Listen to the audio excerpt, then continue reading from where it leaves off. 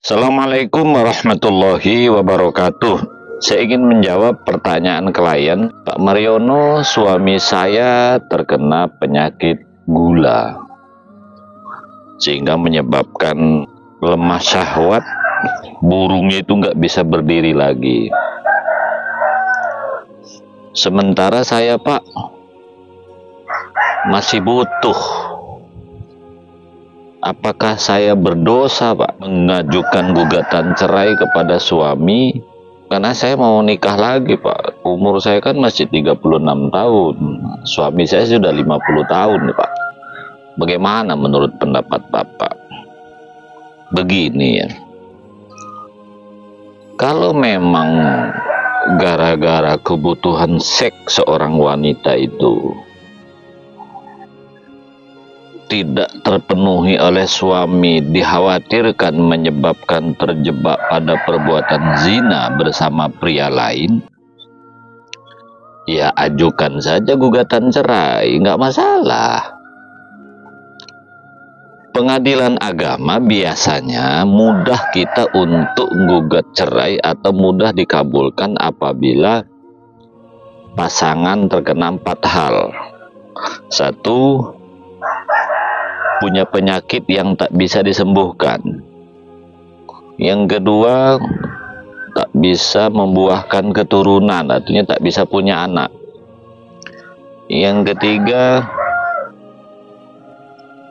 masuk penjara dalam batasan tertentu, ya sekitar 5 tahun lah. Yang keempat, pasangan tak berfungsi sebagaimana mestinya. Nah, ini mungkin dikenakan pada ketentuan punya penyakit yang tak bisa disembuhkan, impoten. Kalau sudah berobat siang malam, apalagi terkena penyakit gula, itu kan kemana-mana ya. Itu bagian yang dibolehkan karena tak bisa disembuhkan lagi.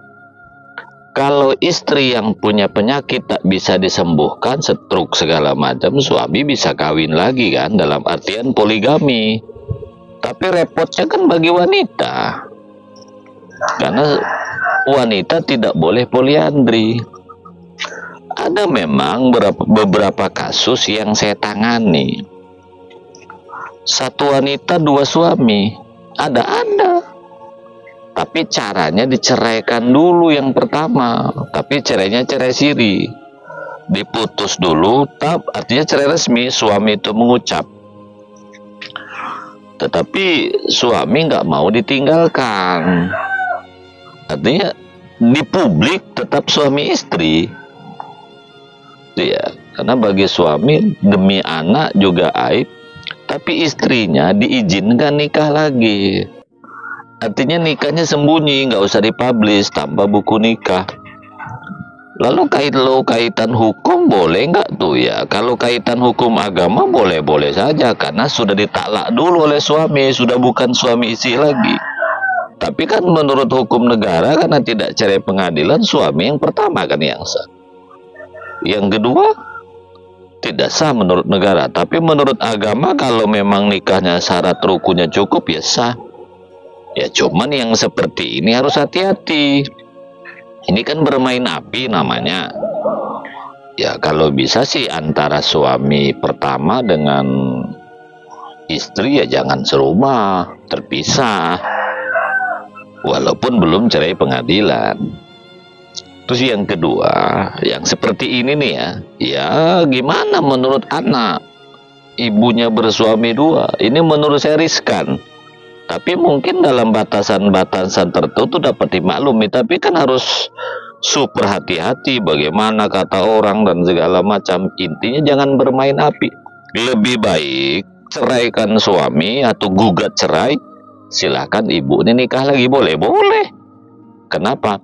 Karena itu bagian dari hanya saja saran saya, kalau memang anak sudah punya rezeki, sudah aman-aman saja bersama suami yang katanya kena penyakit gula impoten itu, kondisi rumah tangga stabil, keagamaan stabil, ya sabar saja. Ya, kalau suami 54 tahun, mungkin umur tak panjang lagi. Berdoa saja, mudah-mudahan rumah tangga bertahan. Toh wanitanya usianya kan masih kepala 3, artinya 30-an. Sabar saja.